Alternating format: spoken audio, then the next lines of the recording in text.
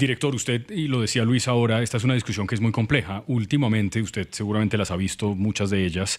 El colega suyo, Diego Montañez, hace unas gráficas en X que me parece que son muy ilustrativas y que son sencillas de entender. Usted hacía referencia hace un rato, para no hablar de la deuda neta, que tiene, como usted dice, una discusión de la deuda bruta del Estado, del gobierno. Y la deuda bruta, dice Diego Montañez en un cuadro de estos últimos meses, del primer trimestre, que subió en la deuda el porcentaje del PIB casi en 7,1 puntos porcentuales, pasando de 55,8 en febrero del 25 al 62,9 en febrero del 26. Y que eso en billones de pesos es una diferencia de más de 202 billones de pesos. ¿Este incremento de la deuda bruta de verdad no le preocupa? ¿No le parece que aquí estamos en un camino muy peligroso? Es muy afortunada esa pregunta porque de cierta forma me permite aclarar algunas de las dudas y desmitificar un poco las versiones que se han dado en los últimos meses.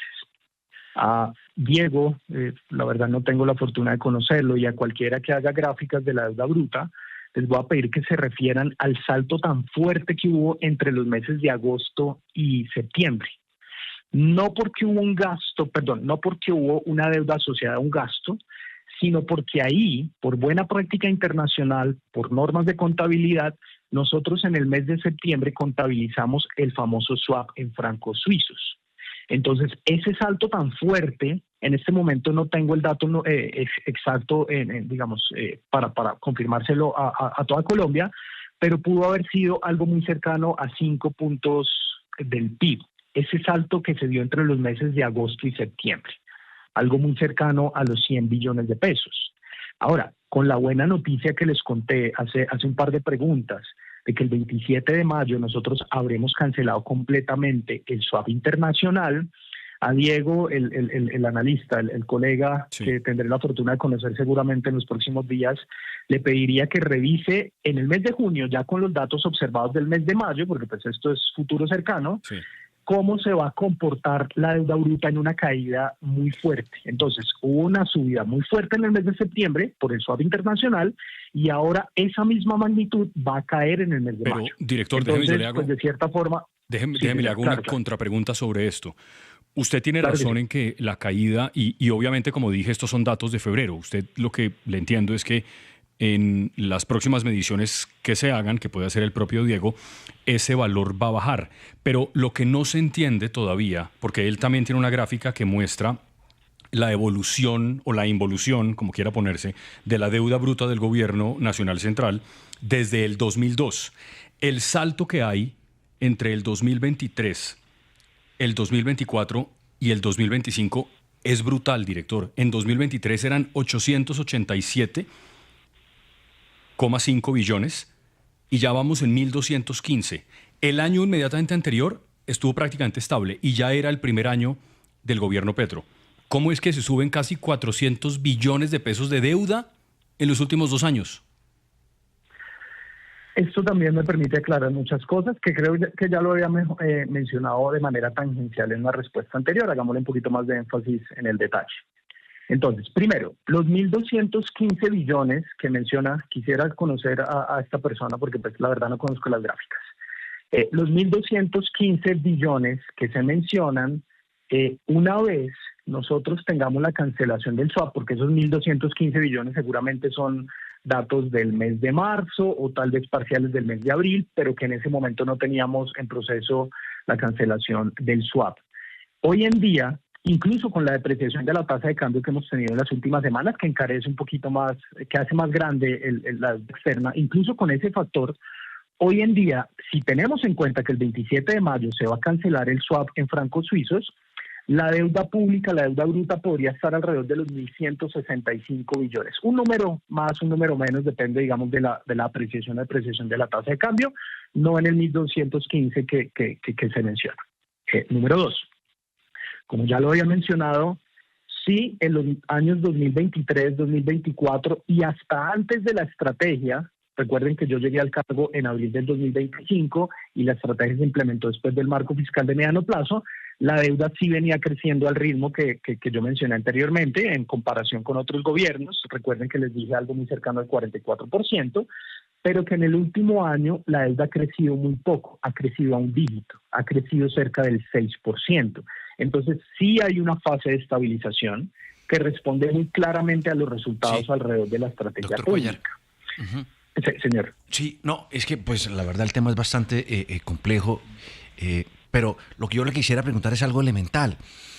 ¿Por qué, si estamos bien y que no hay riesgo de no cumplir con los compromisos, por qué las calificadoras de riesgo nos bajaron la nota? 2 veces. Precisamente, pues alertando sobre eso, de que hay mayores probabilidades hoy que antes de que no se honren los compromisos ni se paguen las deudas, y por eso se nos bajó la nota. ¿Por qué ocurre eso? Es decir, ¿no es porque realmente hay un peligro? Eso es algo muy importante. Miren, yo desde el punto de vista académico y profesional he estudiado durante muchos años el riesgo de crédito. Y hay 4 variables que ponderan el riesgo de crédito: el capital, el colateral, el carácter y la capacidad. Pero me voy a referir solamente a la capacidad porque es lo que cuantitativamente se puede demostrar a través de modelos. Y las calificadoras son eso. Son un banco de datos donde tienen un modelo que al final sacan una probabilidad de incumplimiento. Y las calificadoras tienen razón. Nosotros perdimos el grado de inversión, y digo nosotros porque yo hice parte de gobiernos anteriores. Nosotros perdimos el grado de inversión en el año 2021, no en el 2022. En el gobierno anterior se perdió el grado de inversión. A partir de ese momento, los modelos de probabilidad de incumplimiento, que son números que sacan las calificadoras, comenzaron una senda de deterioro. Recuerden que el país tuvo que recurrir al gasto en la pandemia, año 2020, y ya llevamos 20, 21, 22, 23, 24, 25 y 26 con un desajuste, pero ese desajuste comenzó en el gobierno anterior.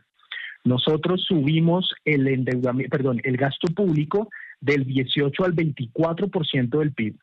Y como país todavía no nos hemos podido poner en una senda de acuerdo para volver a ajustar ese desequilibrio que se abrió a raíz de la pandemia. Eso es lo que están diciendo las calificadoras, que el país lleva cerca de 7 años desde la pandemia con un desajuste desde el punto de vista del ingreso comparado con el gasto. Desde el 2021 perdimos el grado de inversión, pero hay otra cosa que sí lo están reconociendo de manera positiva, de pronto no tan mediático, pero sí lo reconocen de manera positiva. Yo me reúno con ellos de manera periódica, y es que la estrategia de deuda está estabilizando la deuda sobre PIB, está reduciendo los gastos desde el punto de vista fiscal, está mitigando el riesgo de liquidez, que es algo a lo que no nos hemos referido en esta entrevista, y el componente de la deuda externa, que tiene una reducción significativamente del riesgo cambiario, también es valorado como una menor vulnerabilidad de cara a choques externos, alguna crisis internacional. Entonces, la tarea que le corresponde en este caso al siguiente, perdón, termino muy brevemente para dar paso a una contrapregunta. La tarea que le corresponde al siguiente gobierno con la siguiente legislatura del Congreso es cómo cerrar esa brecha a través de una reforma tributaria y de una flexibilización de gran parte del gasto que hoy es inflexible. Termino. Gracias, don Javier, pero la verdad es que lo que dice Juan Diego es lo que hay. No, llevamos 2 descalificaciones. Exacto. No, y que me deja más aburrido, porque eso lo que significa, Julio, es que el próximo presidente va a tener que poner más impuestos. Sí. Pues no, y lo último que dijo, el próximo gobierno tendrá que buscar una flexibilización del gasto que hoy es inflexible, es decir, le toca recortar el gasto. Pero mire, es muy difícil conseguir un economista, un exministro de Hacienda que esté de acuerdo con don Javier Cuéllar. Él dirá, bueno, pero es que es gente que está en la oposición, aquí también hay un ingrediente político, estamos en plenas elecciones, pero yo quiero escuchar un concepto técnico de alguien que piensa distinto.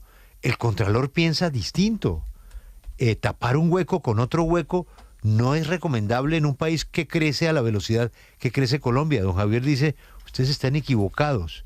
Estamos mucho mejor de lo que la gente cree y de lo que ha pasado en los últimos 12 años en Colombia. Óscar Darío Pérez es tal vez uno de los congresistas más calificados en materia económica. Y le pregunto a él, al técnico, congresista Pérez, según el director de Crédito Público, las cosas en Colombia no están tan mal como se cree. Buenos días. Sí, Julio, muy buenos días. Yo escuché muy poco lo que dijo el señor director de Crédito Público, pero yo no creo que hayamos tantas personas equivocadas al mismo tiempo. Y los hechos son tosudos. Las calificadoras de riesgo todos los días nos censuran por tener un mayor riesgo financiero, un mayor riesgo país. Y ellos hacen los análisis sobre las cifras, no sobre los comentarios y sobre lo que suponen o lo que quieren podría ser el señor director de Crédito Público. Un director de Crédito Público, en esencia, es un manejador para minimizar los riesgos que corre el país con su deuda pública. Y este señor antes los incrementó los riesgos. Él no es un gestor del riesgo, es un malabarismo financiero el que puso en práctica. Es que los dineros públicos no se pueden ir a un casino como a un casino a jugar. Eso no puede ser así. Y por eso tenemos una deuda pública crecida, incrementada, unos intereses sobre la deuda pública incrementada. Él hizo una apuesta y esa apuesta, en mi criterio y en el criterio de la Contraloría y en el criterio de los expertos y en el criterio del Banco de la República, le salió mal. ¿Cómo me va a decir que es normal que los TES hoy estén negociándose en el 14 y el 15%? Esas son consecuencias de sus acciones. Y esto que no se diga que es en época de elecciones. Desde el mes de marzo del año pasado, no de este año, yo vengo enviando derechos de petición a la Dirección de Crédito Público, derechos que nunca me han contestado o me los han contestado evasivamente. También se los he mandado al Banco de la República y la verdad es que la situación no es como él la pinta. Hizo un malabarismo financiero con cargo al presupuesto general de la nación. Yo voy a un casino y si pierdo, no perdí yo, sino que perdimos todos los colombianos.